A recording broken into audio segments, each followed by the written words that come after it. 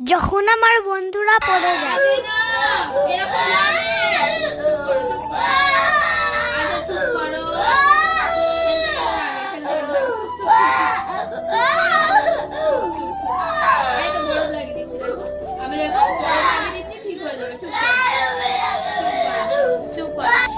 খেলতে গেলে ওরকম কত লাগবে, তাহলে কি সবসময় তুমি থাকবে?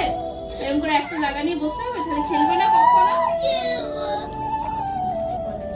এটা কাটার ওষুধ, কাটা জায়গা লাগিয়ে দিবি।